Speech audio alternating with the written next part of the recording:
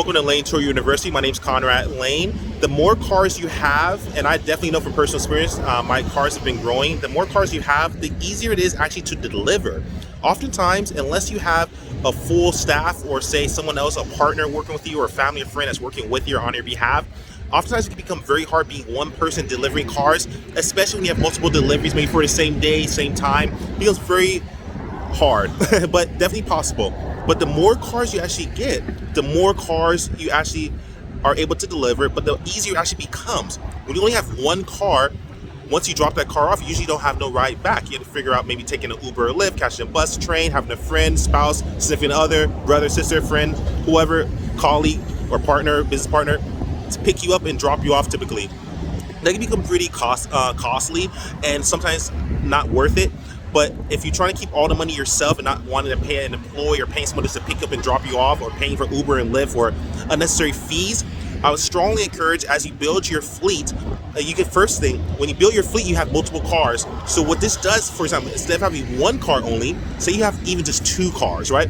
Now, since you have two cars, for example, you can actually deliver the car like maybe one day before, maybe a few hours before the trip starts, wherever you feel comfortable with, parking in a safe area near the location, not at the person's address. This reservation hasn't started yet. Don't give them the keys yet.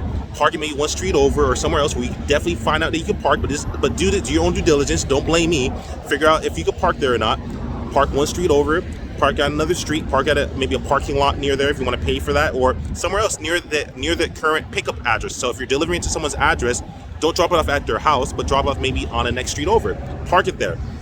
Then what you can do essentially is you can basically keep the car, lock it, and then you figure out either if you have a friend bring you, have them take you back, or you have maybe an Uber or Lyft or bus or whatever the case is, you get back and everything to your car, and now you could drive back in another car and meet the person, give them the key, and then drive away.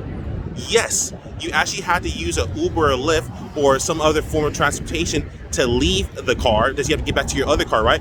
But don't miss it. The whole point, what this does is now you have another car to come back and leave. So this way, instead of having to drop off the car and then leave and everything, now what you can do is you could drop off the car and then basically leave and then come back in a different car at the right time and leave easier. There's a strategy how to actually delay so you don't have to only catch the buses. Maybe you have a pickup, right? But you have to drop it off at 12 midnight. I've had plenty of those, maybe 2 a.m. in the morning. Shoot, maybe you don't want to come back that late. Maybe the bus doesn't run in that area. Maybe Uber and Lyft is a surge time. Maybe it costs more expensive. So someone watching this might say, hey, what's the point? If I have one car and I have to spend for Uber or Lyft or maybe a train or getting a friend to take me, right? What's the difference then? I just might as well just drop the car off same day, and after they drop the car off, I can just go catch an Uber or Lyft or a bus, right? What if you're in a situation where the buses aren't running anymore? What if it's late at night? What if you feel unsafe? So what this strategy does is it allows you to get another car. So you leave, drop it in a safe time, maybe early in the morning or in the afternoon or whatever, when it's broad daylight before the reservation. Drop it off and park it off to the side. You leave the car, you come back into your second car, and that way you drive. Doesn't matter if it's 2 a.m., 3 a.m. I've had drop-offs really early in the morning where maybe it's not that safe. So at least I could leave and come back in the car and leave safely and not have to wait at a bus stop or a train. This is another strategy, another way to think. So that's what I strongly encourage. But always have another partner can definitely help you, but that can be costly if you're paying for an employee, or paying for an Uber or Lyft can be very costly. But that's a strategy you can use. So if you have at least two cars or even more cars, you can drop off the car. Typically, this gives you the ability to drop off cars earlier than what you have to leave and come back. If you only have one car, you have to drop it off at the time that the renter requested a vehicle. And what that unfortunately does is now you're forced to drop off at their time, and now you have to leave. Doesn't matter if it's early in the morning, late at night. Now you're forced to leave at that time. But if you have multiple cars, now you can pick the time you want to drop off the car. It could be even one day earlier, and you just come back at the right time and then give them the key. Then voila, and you go back over to your car, drive back home safely. That's the strategy. Another strategy to consider is you can actually maybe purchase some type of junker or car. Maybe a car that's maybe not the nicest, but it works. It works properly. You know, and you get it checked out. It could be a cheap car. There was a time I had a cheap $500 car. It lasted me a while. It was crap. It was complete crap. I actually purchased it from an auction though. It was for $400. I got for $300, and I had to pay for like the registration, etc. It was like $500-$600. But it was under $700. Not important though. It's a cheap junk car. It worked though, so I was able to use that junk car to be able to be my ride. I wasn't renting that out. It was terrible. It was busted up. It was ugly. But I used that car to actually get back and forth. Made my life very easy. Having a second car, as I mentioned earlier, can really help you.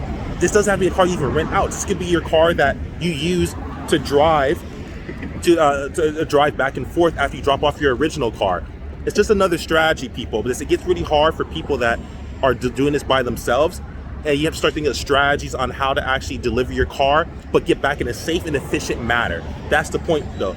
So the more cars you get, even if you have 2 cars, it makes your life a whole lot easier. The more cars you get, now you have cars you can actually use as your delivery strategy, where it now allows you to drop off cars one day earlier, a few hours earlier. You come back in your car and you can leave in your car, instead of having to be forced to go at the same time as the reservation and now leave, and you're stuck out there maybe late at night or early in the morning. This just gives you more range, more freedom, people. But that's how you do it, and everything. That's another strategy to deliver. But anyways, I love you guys. Like, subscribe, share. Welcome to Layn Turo University, and follow me on the channel on Instagram. Follow me on Instagram, Conrad Layn. Conrad Layn out. Peace.